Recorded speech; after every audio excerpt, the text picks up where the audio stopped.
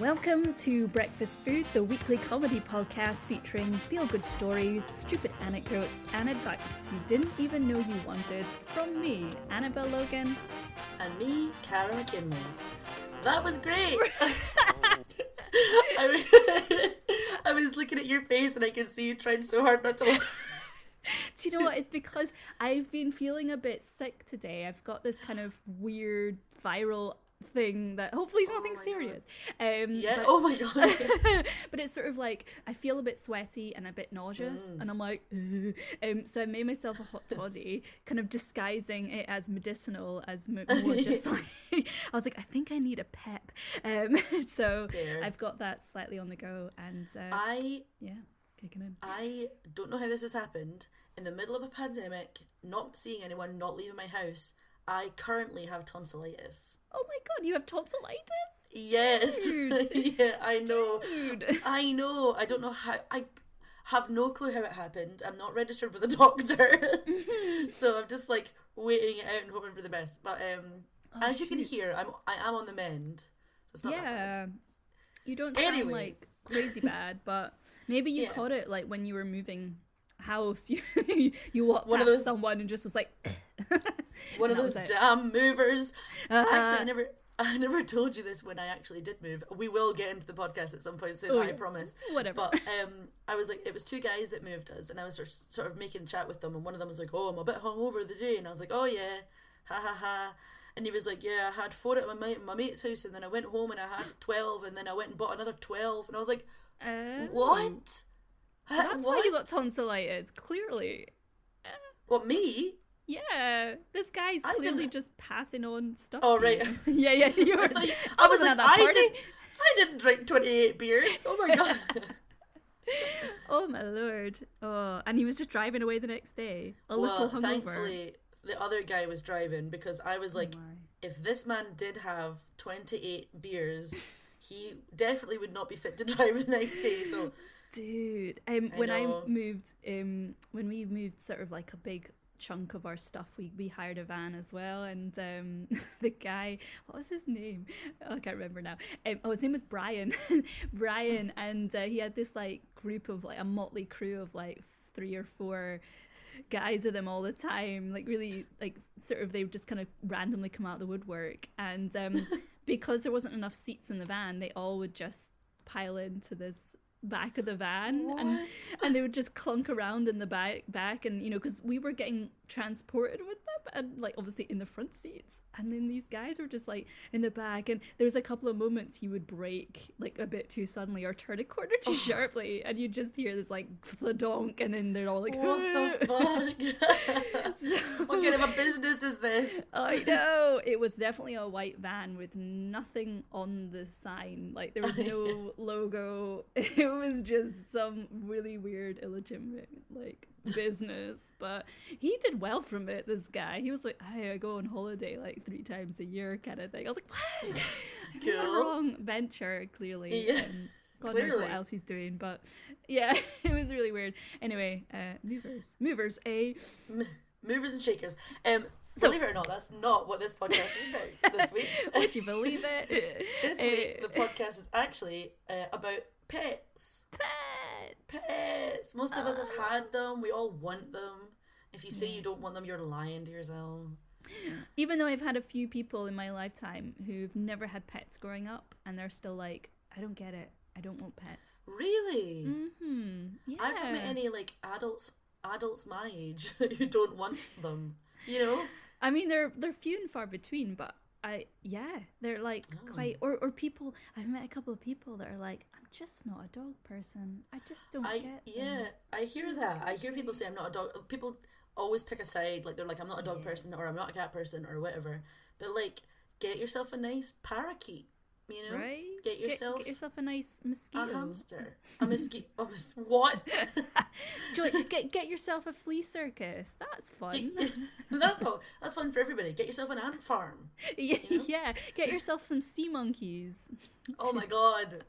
Classic. Did you have sea monkeys when you were growing up? Yes, I did actually. Yeah. So growing up, growing up, I always asked for two things. One of them was a dog, obviously, and the other one was a sister. Okay, so because I was like, both sound fun. One lasts longer than the other, you know. And the answer to both was always a resounding no.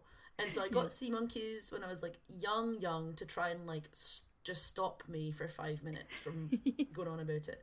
And then the sea monkeys did not quell the hunger I had for a sister or dog. So I was then given a rabbit, and that was my first proper pet when I was in like primary 2. So I was like 6 or 7 or something like that. This rabbit was called John because that was my favourite name at the time. John was an outdoor rabbit, and my mum, after a little while of having him, my mum sat me down and was like, when I got home from school, John was not there anymore, and she sat me down and she was like, look, we got a phone call from the vet.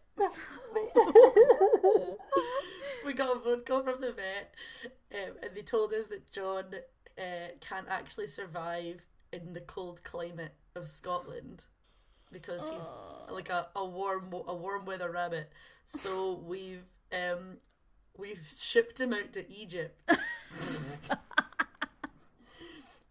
And at the time I was like, yes, makes sense. I'm heartbroken, but at least he's happy in Egypt. And then it turns out, obviously your mind now would jump to, he died. Actually, he did not die. My mum just couldn't be bothered cleaning out his cage anymore, so she sold him. She sold your rabbit? Yes, she sold my rabbit because I was too young to like clean him myself. And she was like, absolutely fuck this rabbit. So she sold the rabbit to like... Yeah, the only reason I found out was because years later, when I was maybe like 9 or 10, one of the girls in my street who was like, you know those friends that you had were like, you weren't really friends, like they were like super bitchy, but you still hung, do you know what I mean? You still hung out, and they were like, well, my car is nicer than your car, like one of those. And one day I said something, I think I told the story of like, you'll never believe my rabbit.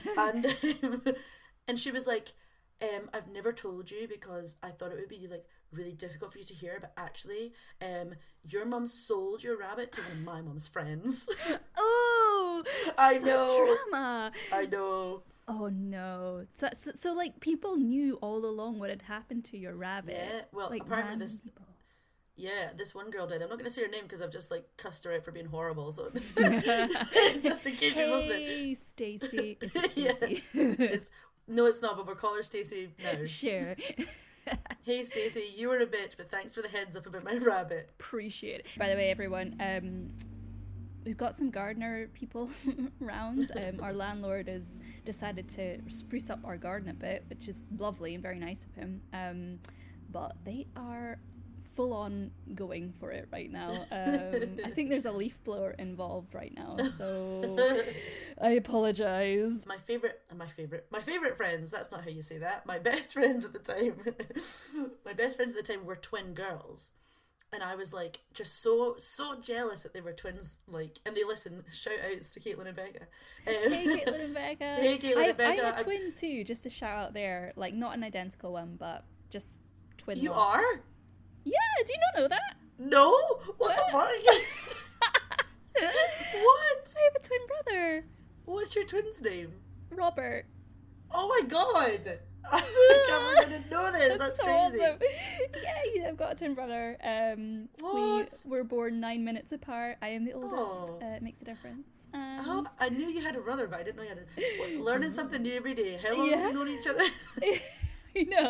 I know. I guess I don't really talk about him a lot. He's just sort of my brother, and I don't really see him very often. Not in a bad way, just because he lives in Finland, and he's casual, just moved to Finland really, and he's very, very different from me. So he we don't always have a lot in common, but sometimes we come together and we like have this burst of interaction, and then away it goes again for that's years. Fine. That's all you need.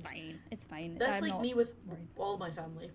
Yes. Yeah. No, I'm the same. We're not a family. We're just kind of a, like, in a way, a pleasant, almost nomadic family where we kind of come together so often. We're like, hey, I'm glad to hear you're doing good, but there's not like a regular, we must all meet up and do this. That's exactly. Even at Christmas, because my mum and my dad never cared about. As soon as I became an adult, or even became not a child. My mum and dad were like, well, you can do whatever you want at Christmas, I really don't care anymore. So like even then there's no pressure to go home, which actually as an adult is really, I really appreciate, because I think a lot of other people feel really pressured around the holidays. Like, Christmas trees with cats is horrendous. Like when I lived with my best friend Amber, we lived together for 3 years, and in that time we got, well, she already had a cat called Oreo who passed away unfortunately not long after I moved in, so we ended up getting another cat called Dexter, and his favourite thing was the Christmas tree.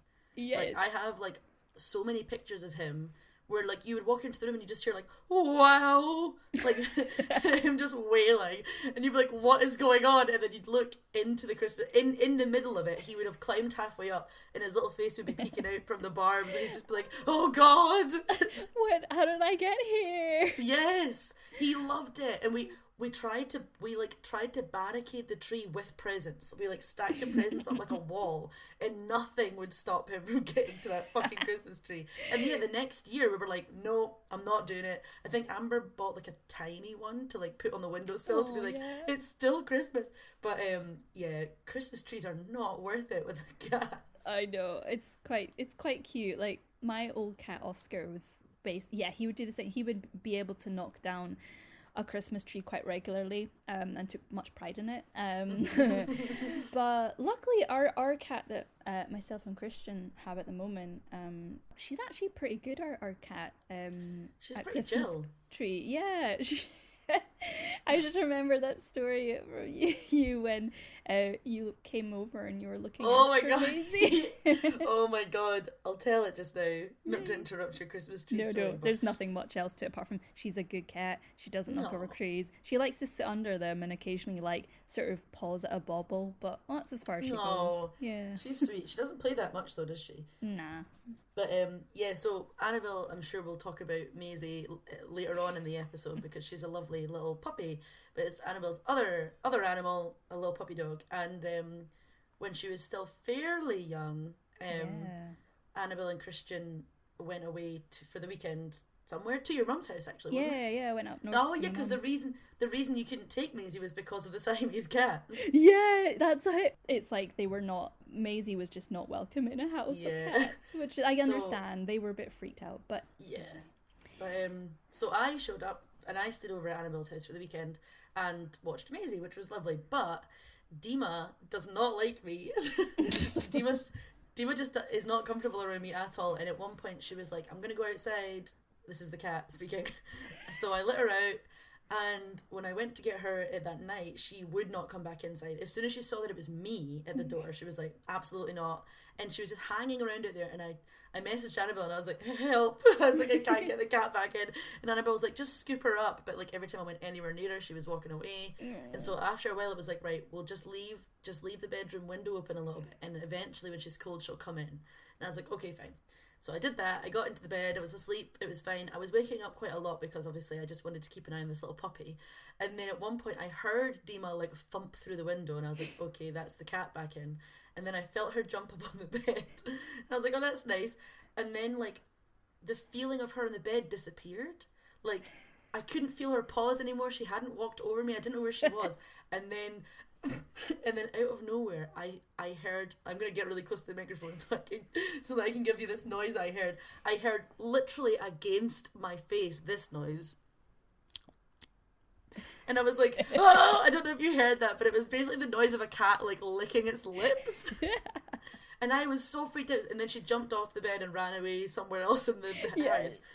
And then I was like, okay, it's fine, it was just Dima. And then that a little thought creeped into my head of, but what if it was Dima? It's the old man from across the road. Oh god. It's like, so strange. It was horrible. She was such a creep though, like coming up to you and just like essentially breathing in your ear. She and honestly just showed it. Oh god. She is a wee creep. She is, but we love her really. Yeah, she's a sweetheart. I was like, I in my notes for this episode are crazy. I think I'm still a bit delirious from the tonsillitis. My notes are all over the place, and like I just have this like running story in my notes about like all of the animals I've had. That's awesome. But because I've already told you about John, After John, there was Gemma, the hamster. I love your names. Yeah, John and Gemma. But the reason, this is why I brought my twin friends. The reason that I like angled so hard for a hamster was because Caitlin and Becca had a hamster, and they were constantly coming in, chatting their twin stories. Everybody loves it. And then coming in and chatting about their fun hamster, and I was like, right, I definitely can't have one of those things, but I can have the other one. So I like begged my mum and my dad for ages to get Gemma the hamster. And she basically became like a bargaining tool to stop me asking for a dog. She was lovely, actually. There's not many stories about her other than the fact that she was like a complete sweetheart. She learned how to pop the roof of her cage off. Nice. And she would go wandering around at night. And the reason we found out about this was because one day we had a toilet under the stairs, like a really small one. And one day my mum was in the toilet and she heard like a thump outside the door of the toilet, and she was like, what the fuck was that? But like a really small localized thump.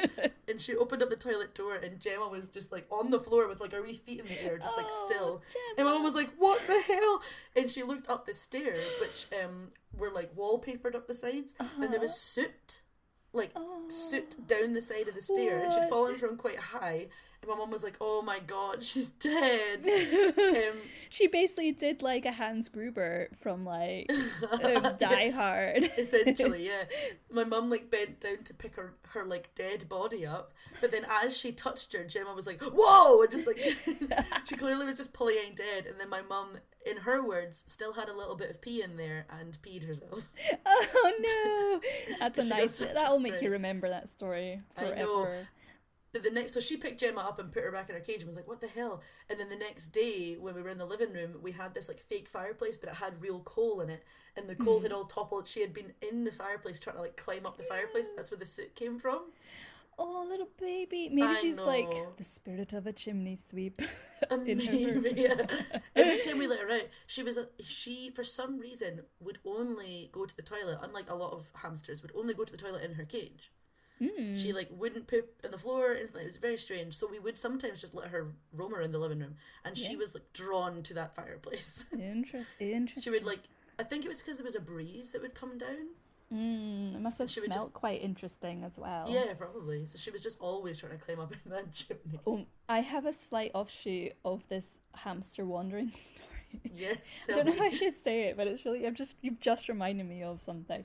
So when I was a student, it is pretty bad, but in our fourth year, in our final year, there seemed to be a trend amongst my flatmates. I wasn't personally one that got a hamster, but my flatmates and other friends of ours, people just started to buy a lot of hamsters. Okay.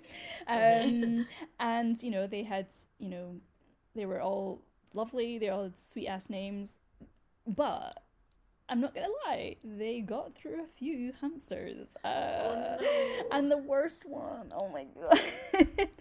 They found, what is it? Right. I don't want to, okay, I'll name him. My friend Patrick bought a hamster, called it Abrahamster Lincoln, which is perfect. And he was like, oh yeah, he's cool, he's just really chill. Let's all just, I'm just gonna like let him wander about the flat.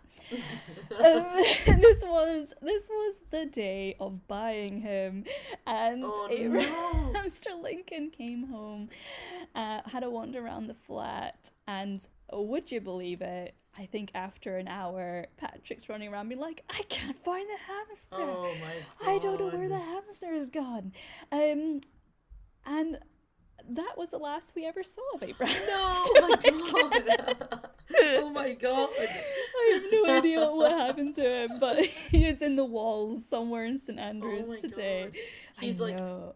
He's like found the other hamsters and they've all just gone off to live life together. He's probably like sort of started a new colony somewhere in the walls. I believe he's somewhere out there, or not anymore. It's quite a long time ago, but he's like, had a family. There's like an uncontrollable hamster problem now. City Road, St Andrews. But yeah, it was so tragic, and it made me so sad. And I think that was the point where everyone realised that hamsters are are animals, and you have Yes. to treat them very well with respect. Yes. Oh my god. So I never personally had a hamster growing up. I had a guinea pig. I had two guinea pigs. I had Oh. one called Pudding. That was my first pet. Oh. And then Pudding eventually passed away, and so I got a second guinea pig called Gracie. I love guinea pigs. Yeah. Me and Hannah, we talk so much about the fact that we really want rats. Like, we really want them. But we currently have a cat, and in my notes, so like, I've had, again, not many animals. I had John the rabbit, Gemma the hamster. I rescued quite a few animals when I lived in New Zealand. I rescued a duckling and a kitten and a sparrow. That's so cool. I've never rescued properly, apart from my pigeon story from a few weeks back. Oh God, yeah. I've never actually rescued an animal, so that's really awesome. To be fair, the duckling didn't survive, but that's because I know, but it was having like seizures, and that's why its mum didn't want it anymore, and we didn't realise that. But it was very cute. We called it Marley, and it was very sweet and very nice. But the kitten survived, called Chili, and he's got a little home now in Tekapo, and he's loved, and he's really sweet. The last time I saw him obviously was a few years ago, but he was like the sweetest, cuddliest guy. But out of all the animals I've ever had, and Dexter being my cat that I had with Amber as well, which actually causes some problems, because with a name like Dexter, his nickname was Sexy Dexy, which has led to a really uncomfortable situation where I call cats sexy. You know what I mean? He's sexy. Yeah, I'm like, oh, so sexy, and everyone's like, what the fuck? You can't say that. But out of all the animals I've ever had, the weirdest animal I've ever met is the cat we currently have. He is honestly the strangest animal. Like, his name is Broccoli, and he's a rescue. Hannah rescued him when he was 5, and he's now 9.5. So she's had him for 4.5 years, and I obviously just came into the picture not too long ago, but now we live together. And literally, like, when I was trying to remember things about him that were weird, I just wrote down like buzzwords for stories, and I kind of just want to read you out the list. Yeah, I do. So my buzzword list, and you can at any point say, like, you can be like, can we go back to this story? But I've got, oh my god, I'm gonna want to say it in all of them. Okay, right. They're all good. They're all so good as well. So we've got foot ghost aggression, carbonara hand, inexplicable stink, steak pie rampage, stroke the eyes, and tea towel tyrant. Those are my. I mean, all of these sound good. They're all great. Carbonara hand is one I cannot join up with what's going on in reality. Carbonara hand happened before he lived with me, but basically Hannah at one point. So I'll preface this with the fact that Broccoli, he's wonderful and he's lovely, but he has really bad food aggression. But he's only verbally got food aggression, so he will snarl at you, but if you put your hand in front of his mouth, he won't bite you. You know what I mean? You could take the food away, he just like shouts, but he won't do anything. Anyway, so Hannah one night had made carbonara. And he loves, there's certain foods that he will go nuts for, like tomato and bell peppers. He goes crazy. So this carbonara's on the table, and he jumped up on the table, and this was before Hannah realised how fast he is when he wants food. And she said, she describes it like he put his paw directly in the carbonara and took a literal handful, like scooped the carbonara out with his paw and then ran onto the floor to try and eat it. But the whole time he does it, he makes like I'm gonna try and mimic it, he's like so the whole time he does it, he makes this huge fucking hubbub noise, and she obviously raced down there to get the carbonara out of his little grubby little hand. I love it. Oh my god. A few of those stories are food related. The steak pie one happened the other day. Like I was walking back from Morrison's, and I'd got myself like a steak pie to eat on the walk home, and I ate half of it, and half of it was in the bag, and the bag was in the kitchen, and me and Hannah were in the living room. We were nowhere nearby him. If he had gone into that bag and just eaten the steak pie, we would never have known. but he can't help but scream when he finds food. All of a sudden, from the other room, we just hear like, and we're just like, what the fuck? And we go through, and his head is directly inside of this bag. Oh, I love it. Do you know, I think the doorbell's gone, and Christian can't hear it because he's got headphones on. Ugh. So I can hear it. So I'm gonna go quickly get the door. Oh, no worries, no worries. Hey, Annabelle, here's a fun treat for you when you're editing.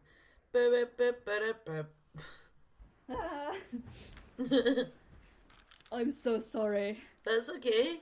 The gardener just was leaving, so he was like, I've got your key back. So anyway. Okay. Oh, right, that should be fine. the end of the distractions. That's alright. Anyway. I'll just hold on. So, yeah, a few of the different stories in there are food related. The tea towel story is he was eating his dinner and the tea towel that hangs on the rail above him fell onto him. Oh no. But instead of trying to get the tea towel off, he just screamed whilst he ate his dinner. What a little weirdo. He honestly him. He's so I say this to everyone, he is so strange but also like the most charming little guy I've ever met. Oh, it's very good. I can't wait to properly meet him. I can't wait either. It's going to be so, honestly, he's wonderful. We need to know more. We need to find out more about Maisie. Tell us more. Maisie. What should I say about Maisie? She is a Shih Tzu Chihuahua cross, and she is about 10 months old now, so she's still a baby. And yeah, she's just like this little sweetheart bundle, as you can imagine a Shih Tzu Chihuahua cross to be. And it's interesting because I've never had small dogs before. I've only ever had quite larger dogs, and rescue dogs as well. So this was a really new thing for me, getting a puppy. And I don't think I really realized or respected how much work a puppy is, like actually raising a puppy, let alone, you know, like a dog is something totally different from a puppy. So it was a real eye-opener, and it was my first foray into like being an actual parent, like getting up. You've experienced it with her a bit, but like getting up in the middle of the night and like, yes, oh my goodness, I understand I understand to a point what you're saying about like not understanding how hard it would be, even just from the couple of days that I lived. I love her to pieces. Like honestly, she's my little pal. I love her so much. I really miss her. But that was hard. And remember when I came to look after her, she didn't like me yet. Yeah, she'd only met you a couple of times and hadn't like fully bonded with you yet. So she was like, "Here's this lady coming in." She was forced to bond with me because no one else was there. It literally, because I came round and said to you guys, like, try to leave without like saying goodbye to her, like as horrible as it sounds. I know. But like so that she's not like, where are you? I was like, just go when she's not looking, and I'll just like get a bunch of treats, and you know. So you guys left, and I got a bunch of treats, and I was like, we'll just go out in the garden. And as soon as she realised that like it was just me, she was like, I guess I love you. I guess I have to. You're my new mom now. Yeah, it was as quick as that, honestly. Yeah.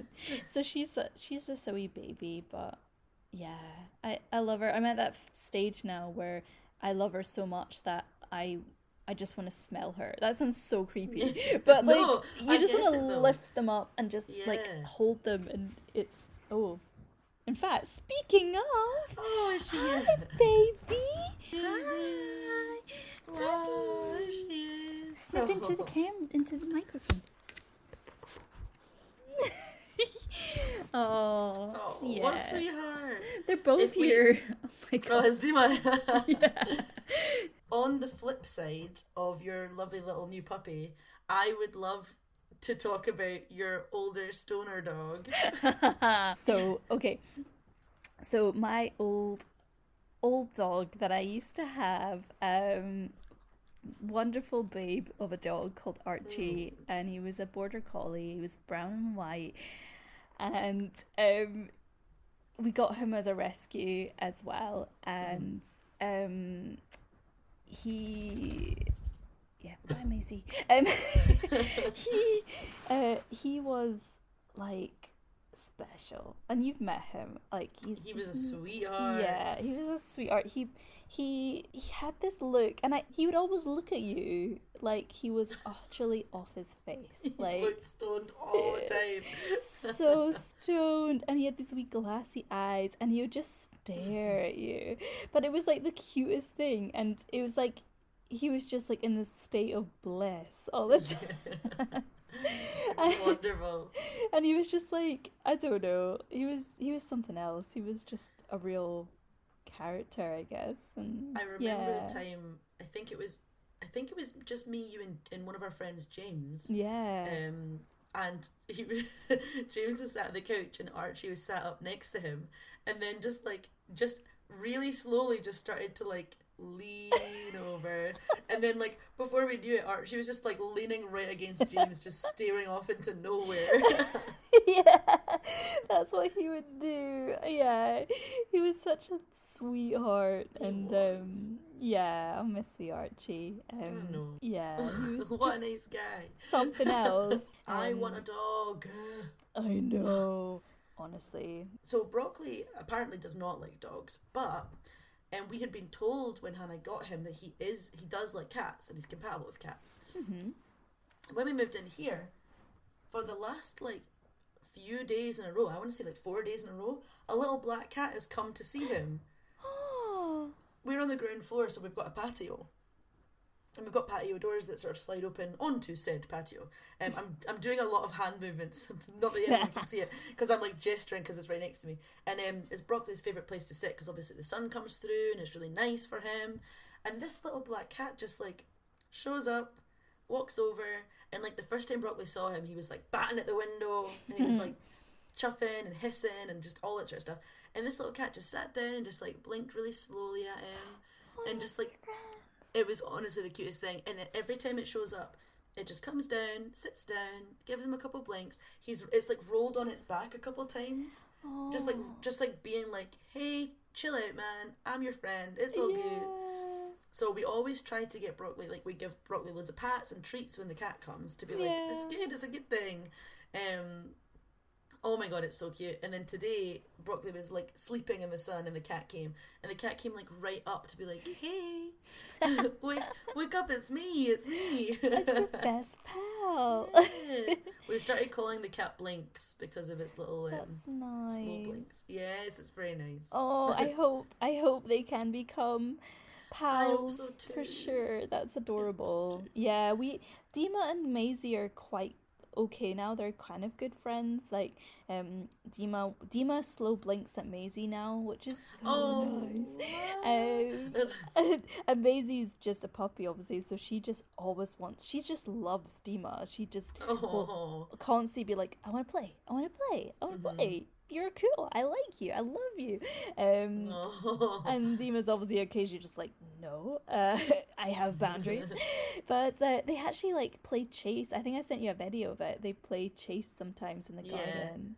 And they both worship the sun, so obviously when the sun's out, they will sit right next to each other in the sun and just soak up the rays. That's so nice. Here's a question I don't think I've ever asked, or maybe I have asked you, but it's something that some people do and some people don't. Do you have a voice for Maisie and a voice for Dima? Like, have you given them voices? Yeah, so I don't have voices for them, but I did have voices for my previous animals. Oh. Yeah, so Archie had a voice. Yes, I'm ready. He was like, his catchphrase was, ho ho, mommy. Why? I don't know. What? I can't do it so well because it's like it kind of needs that low kind of like almost man voice really. But he was like ho ho. He was just always sort of talking really slow. He was a bit like Eeyore. Yeah. Oh no. Do you have a voice for Broccoli? Kind of. I don't have so much a voice for Broccoli as we have like things that we say specifically to him, like or catchphrases that have happened because of him. He also has loads of names, as a lot of like animals do. Like so he's called Broccoli, which obviously is like Rock Lee. I also call him Brocco Man. I also called him Barack Obama, which was wonderful. But he's also recently gotten a new name, which is King Boy. And it's because I wear a ring that's like a sort of thicker band, and he was sitting with us one day, and I took the ring off and I put it on his head, and it his little ears went down, and I was like, King Boy. So now we try. He will not let it happen again. That is the one and only time it's ever gonna happen. But every other day I try it, and me and Hannah will start being like, King Boy, King Boy, King Boy. Oh, he's being crowned daily. I know, but he hates it. He doesn't want it. He's got this toy that's like a fishing rod with a little thing on the end. Yeah. And one of the things that it has, it's got loads of ends. One of the things is a little pink fish, and we named it Sweet Baby James after James. And after King Boy was crowned, we decided that Sweet Baby James has been forming a coup and is trying to dethrone the boy. But we've removed Sweet Baby James because he wasn't cutting it, and now we've replaced it with Sir Wiggle, which is those wiggle worms you had on invisible strings. It's one of those. The ones you'd find in B&Q in a video, and it was like wiggle, wiggle, wiggle. Yes. But this one, obviously, Sweet Baby James named after James, Sir Wiggle named after Elle, his fiance. So now Sir Wiggle has taken over the mantle of the queue. Back to the original question, I've just gone off a huge tangent again. Where he wants you to go is the kitchen, because once again he's very food driven, and a lot of the time he'll just get in front of you and wander to the kitchen, and I started going no to him and if he's being cute he gets yes. Yeah, we do similar. I think we have a lot of names for Dima and Maisie. Maisie, Maiselkins, Miss Maisel, Maisie Bro. What else do we have? Dima's Deems, Demon, Kitty. We mainly just call her Kitty. I think are you a pet owner if you call your pet by their normal name most of the time? No. Also, I saw a wonderful thing, which I totally agree with, and it was do you even have a pet if you don't go, good sneeze, every time they sneeze? Yeah. or if they cough or sneeze, you're like, oh dear. Yeah. Bless you. Yeah, I say bless you to Brother all the time. If he yawns, I go, good yawn. Yeah, that's kind of I feel like I've given you a rundown of most of my pets. I feel like I've gone through all the I never really spoke about Oreo that much, but that was that was the little black and white cat before Dexter, because he died on Valentine's Day and I don't want to talk about it. But he was Amber had him as a kitten, and when me and Amber were about to move in together, she warned me. She was like, he's kind of a demon, and I was like, okay.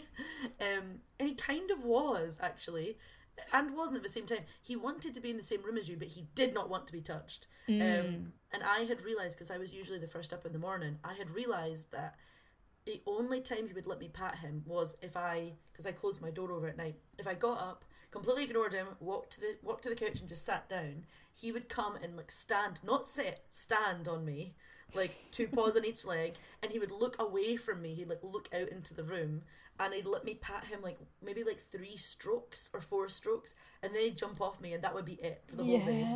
But unfortunately, I have not had many pets in my lives. In my life, my singular life. your cat 9 lives. In my many lives. But we did get some really nice, we put out a little post saying, what kind of pets have you had in the past? Yeah. And we got some really lovely responses. We haven't thought of a name for this. The best I came up with over the week was breakfast at Tiffany's house. Why not?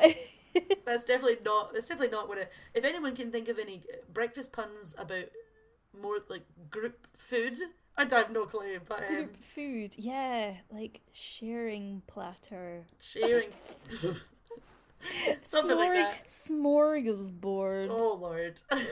What we're trying to say is, we've got a couple of stories from other people's pets that we wanted to shout out. Do you want to go first, Annabelle? Yeah, I'll shout out. Yeah. Okay. So, shout out to Kiva. Oh no! Of course. Oh God. You are, and you always will be Callum's first love, because we know Callum. How did I not see this coming? Yes. It is like a joke in every single one of my friend circles that Callum moves in, that he loves this dog. I mean, it's great, but like, you cannot have a conversation with this man and not hear him bring up Kiva. And sometimes he'll be like singing to himself, and he doesn't even know I can hear him, and he'll replace a word in the song with Kiva. Oh, it's adorable. He loves that dog. And he admits fully like that Kiva yeah. is his first love. And we know Callum's girlfriend very well as well. So she's just like, what the fuck? Yeah. A constant rivalry between those two. Yes, but I've seen pictures. I've never met Kiva, but I've seen pictures of her. This is my issue. This is my issue with it, right? Yeah. If you're listening, absolutely. Yeah, Callum. Like, what the hell? You can't. He goes on about how wonderful this dog is, but he point blank refuses to let me pat this dog. I work with Callum, and Annabel used to work with him as well, but I basically, like, before lockdown, I would see Callum every other day, and still, to this day, have never met his dog. A travesty. I know. Part of me thinks it's all not real, Callum. I think you're just very good at Photoshop. Just saying. She's a really well put together puppet that he has. Yeah. Yeah. He's like Henson, sort of like kind of level puppeteer. We didn't know. And we had no idea. Oh my God. So yes, shouting out to Kiva. Shout out to Piano, the laziest cat around, from your dad Tino. And I don't know God. Tino at all. He just commented on in my Instagram Oh, that's story. so cute. That's so strange. Piano. Piano is a wonderful name for a cat. Do you think it's black and white? Yeah, that would make sense, wouldn't it? Your shout-outs, the things you got are so different from the things I got. I've got one more from my mum. Oh my God, your mum. Thanks, Mum. Thanks, Mum. Shout out to Bella and Lily, my mum's precious, precocious, and purdy Siamese kitties. Oh. You may have run up the beautiful and expensive curtains and ripped them to shreds, but you play fetch, and that makes you fabulous. Oh my goodness. That is my it's like almost a Queer Eye intro to it really is. Bella and Lily. They're mental. They ripped those curtains bad. Oh Lord. Siamese cats are though. They're very they need a lot of playtime, don't they, Siamese cats? They do. They're always wanting to play, and that's why they're so good at fetch. Like it's the weirdest thing. You can throw things and they'll just like go fetch it, bring it back to you, and you can play this game. Dexter used to fetch for hours. Oh, bless him. Dexter used to fetch specifically like caps off of like hairspray bottles. He loved them.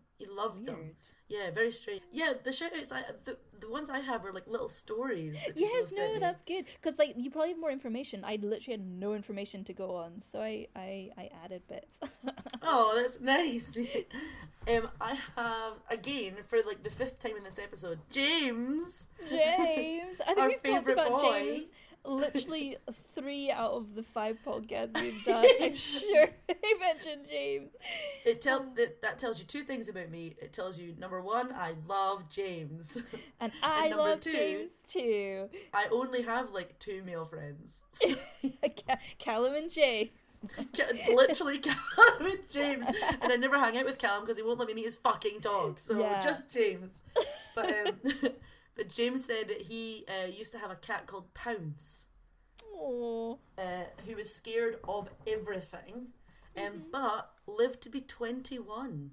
Wow, that's impressive. How good is that? And apparently one of Pounce's pastimes was to suckle, or to try to suckle, on their male red setter. Okay, Pounce. I mean, maybe that's what kept him young. I don't know.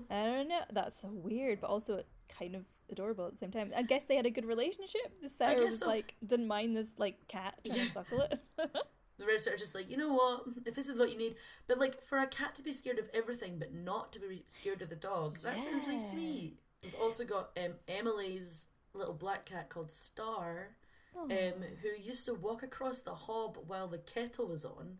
and they would know that she had done it because she'd set the end of her tail on fire. Oh, and the house would just stink of singed cat hair. Oh no! That happened to me and Oscar once. Oscar, my like, it was a wee ginger tabby. Ginger tabby. Yeah. He well, no, mostly ginger, wasn't he? Yeah, he was just mainly ginger with wee white splodges. He did that similarly. His first sort of encounter with fire, and there was some candles like by the fireplace, and he sniffed them, and he had like these really singed like little whiskers for a while. No. Silly baby. No. He learned. He never did it again. Oh well, apparently, I mean, I say apparently, but I can imagine it. Apparently, singed cat hair smells pretty bad. So. Yeah, it does. It stays in the air for a very long time. But the way that Emily has told me this story, or the way that they wrote it on the thing, is it sounds like this happened a lot. Oh no! Like every time the kettle was on the hob, the cat was just like whoop. Yeah. I have one more, and it is my friend Leanne's cat Ollie.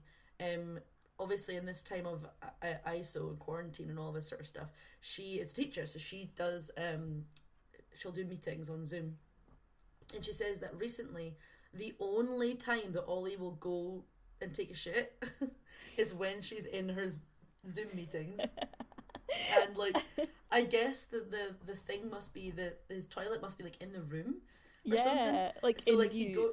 Yeah, or like in her, at least in her eyesight, because she says that he goes and does it, and he then will like scrape his litter as loud and as far as he possibly can. Just every time that she's on a Zoom call, she's trapped in the room. She's just trapped in the room with this horrible little poop.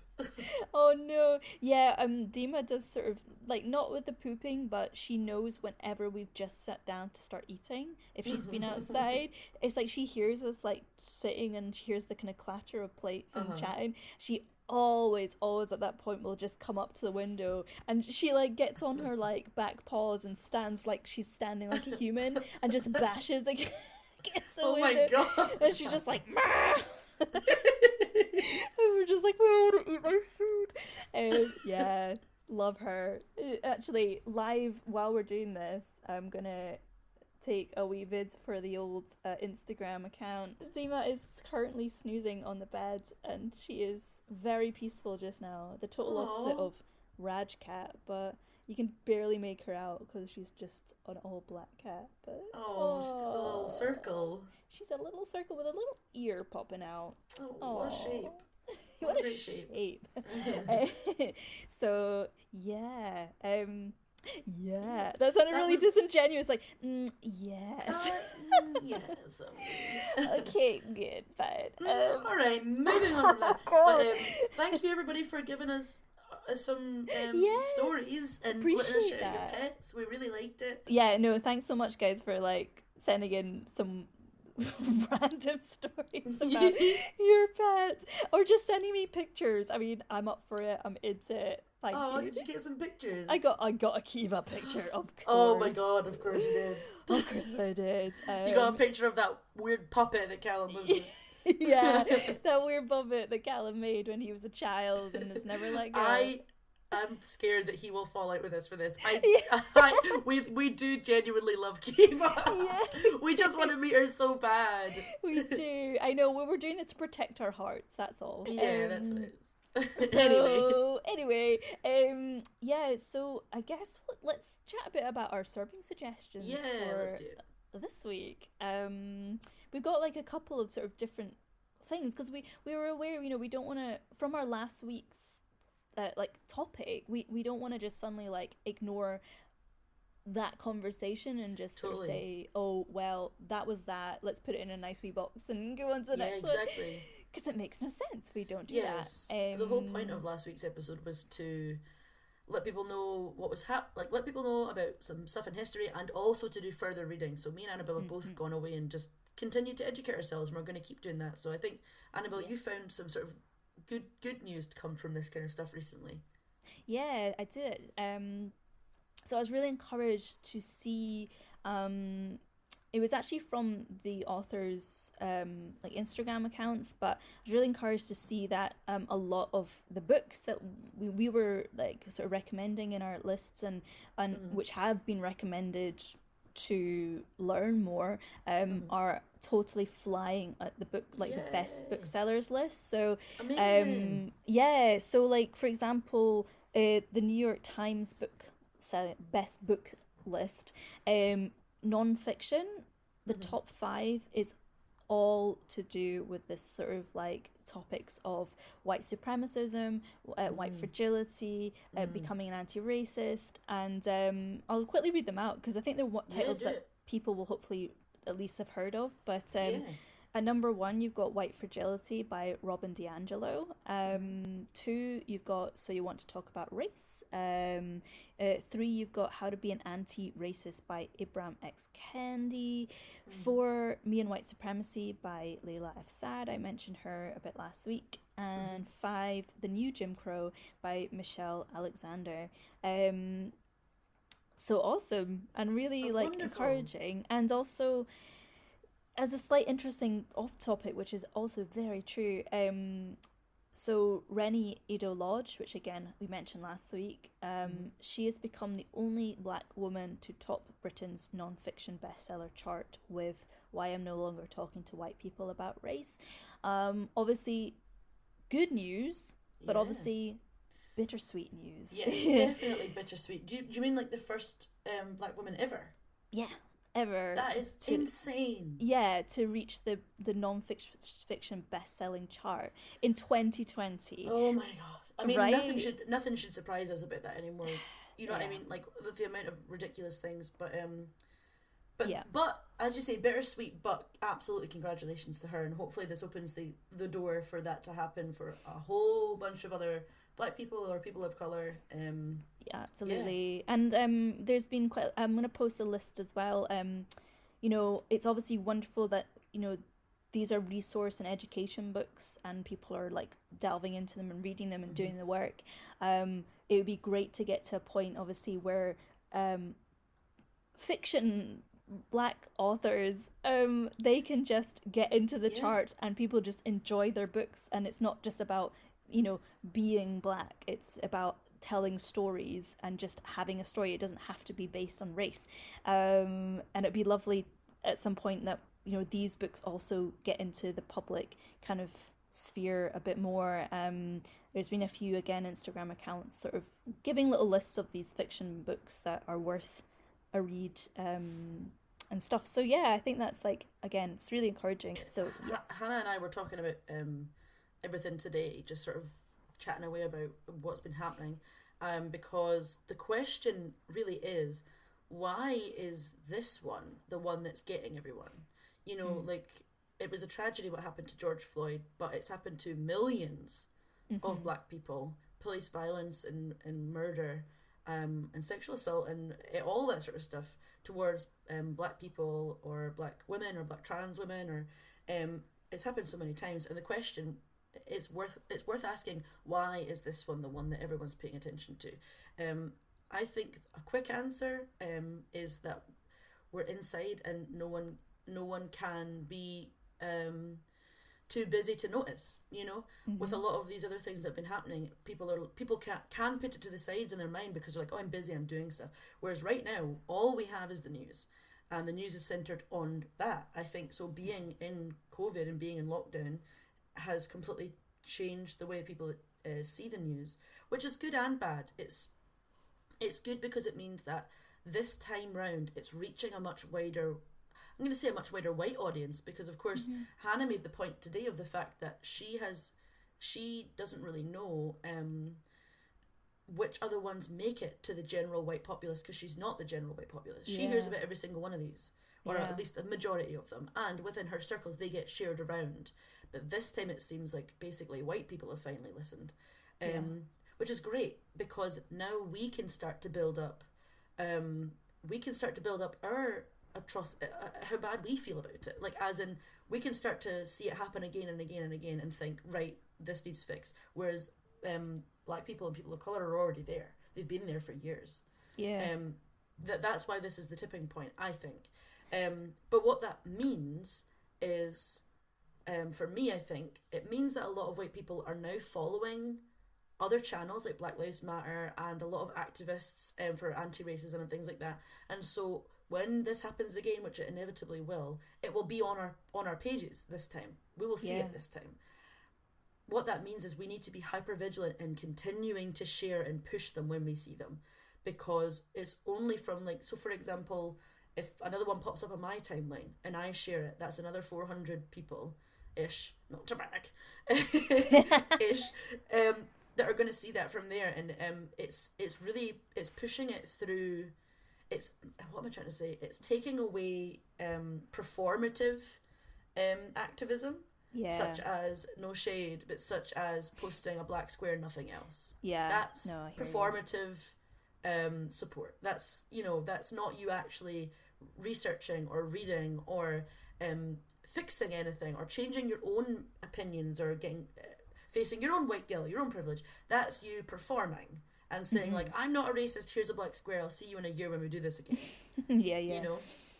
Sorry, I've gone off a huge rant and a huge tangent. It's good. No, go read books. Go read books. And just like, I agree. I think, like, the pandemic has certainly forced people to stop and look, and the fact that social media again is actually, even just from like 2-3 years ago, again is becoming, it's a bigger and bigger platform. Yeah, mainstream media will of course sometimes highlight the things that are going on, but we miss a lot of it. That was kind of Hannah's point to me this morning, was that she doesn't miss a lot of it. She still, I'm sure, still won't hear about some of it, but it's actually in mainly white media that we aren't focusing on it as much, and we're not being as vigilant with actually taking it further and doing protests and rallies and sharing the stories around. So yeah, that was basically my point, was we need to make sure that this isn't just something that dies down and then goes away. It's something that naturally dies down, because it will, but is brought back just as hard if it happens or when it happens again. Yeah. I've got like one more serving suggestion about pets. But go for it. Shall I go? Yeah, I just found this today because I was just sort of curious. I was actually looking at pet fats. I didn't find anything fun. However, I did find an amazing TV program on YouTube. I think you can find the whole, like, I think there's more than one series on YouTube, and it's called Pet Heroes. Pet Heroes.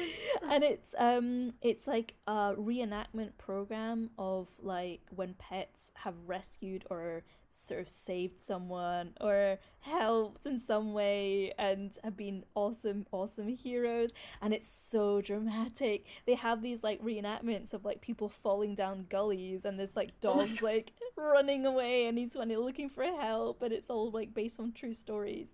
And like it's so wonderfully like cheesy and American, and this guy, he kind of comes on, he's really serious, and he's like, "Hi, I'm Jason McCoy," and then he just goes in and he's like, "In this week's episode, a dog," and it's just, it's so good. And they have like ducks and shit.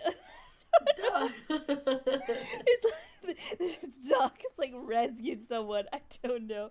So look it up, Pet Heroes. That's it sounds wonderful. Serving suggestion for the week. I didn't think to get any pet ones. I wasn't going to have a pet one, it just kind of popped up randomly. It just happened. Why not? I have two.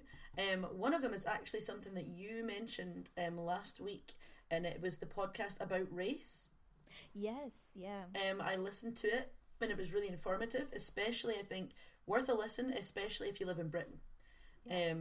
It's got a lot to do with like something that was called White Season on British TV, which was a real thing that happened on British TV in our lifetime.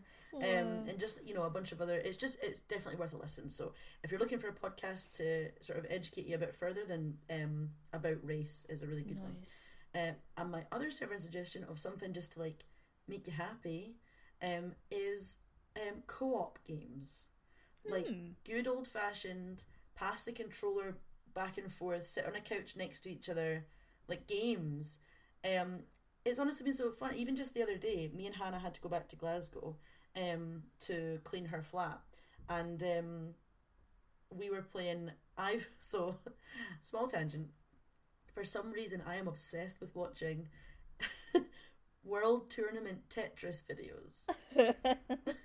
Because it's so fast. And they do it, like, it's incredible to watch. Anyway, I'm not going to go on about it.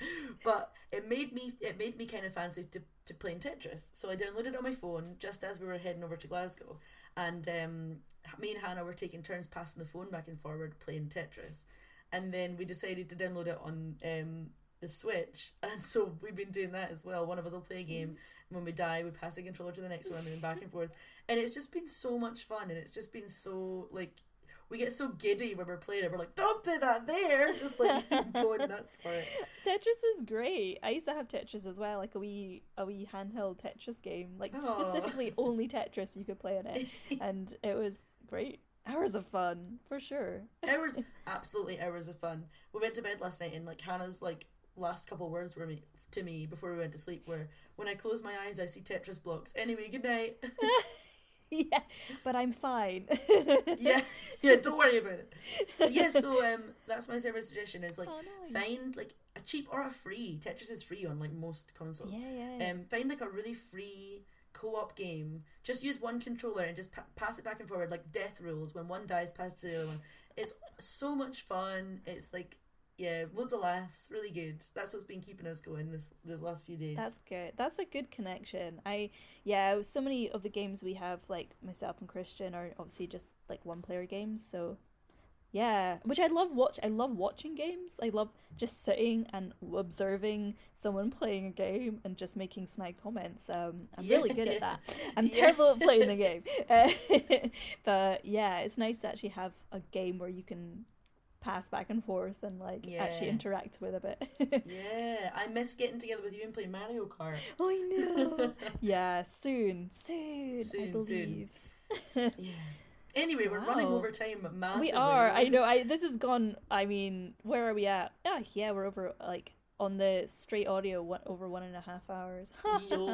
We will find a way to segue out. I promise next week I'll be on a lot less pain medication. And I will not be half drunk on a hot toddy. Yeah, oh my god. Next week, our episode is going to be one that will resonate with a lot of you, and it is embarrassing teen stories. Annabelle and I are both going to be dragging up some teen memories, some teen fashion choices, just all that good stuff. And for this one especially, I want to hear what other people have to say about their teen years. Me Please, too. like get us with on our Twitter, on our Instagram, get us at our email address, which is breakfastfoodpodcast@gmail.com. Get me at cara.mckinley on Instagram, or Annabelle, is it Annabelle Comedy? Annabelle Logan Comedy on Instagram. I'm also on Twitter, whatever you prefer. And yeah, like I think of it as a cathartic experience that you want to share with many people. But yeah, I'm so excited for this next episode. I'm gonna basically bombard the Instagram with like, please tell us about your embarrassing stories. I'm gonna specifically seek out really embarrassing friends that I have and be like, well, what weird stuff did you do? It's gonna be a doozy. However, this is quite possibly the last week that we'll just sort of decide for ourselves. Basically, moving forward from next week, we're going to be taking suggestions for episodes. So we'll either put up like a poll of a couple different episodes and you guys can decide which one you like best, or if you have like an episode that you're dying to hear or an idea that you really want us to take forward, just send it to us. Again, Instagram, email, Twitter, so you can send it to our personal email or the Breakfast Food Podcast, not email, sorry, the Instagram, and let us know. And if it's a good idea, we'll shout you out and we'll do it. Yeah, absolutely. And going forward, we might as well also, if you have any theme topic that you've always wanted to know a bit more about and you think, oh, you know who will be able to explain this really well to me? Cara and Annabelle. I don't know if that's going to be the thought process. I think it'll be who will be able to explain it to me in the most ridiculous way possible. Yeah, we're all down for that as well, for sure. And yeah, just remember, we would really love it if you could, like, once you've listened to our podcast, to rate, to subscribe, like, I mean, follow on all that jazz, all that stuff. Yeah, all that fun stuff. It makes it better for us. We celebrated our 100th listen. We have over 150 now. I got so I also noticed, and I sent this to Annabelle the other day, that our first episode has 69 downloads. Now 74. Oh, that's not as fun. It's not. I should have left that out. Now we have to wait until we get to 420. Or 169. I get that's 69 with someone just standing next to them. Looking very left out. Anyway, thanks for listening. If you've made it this far, congratulations. Well done. We will see you soon. We'll see you next week. See you next week. Enjoy your breakfast. Bye. Bye.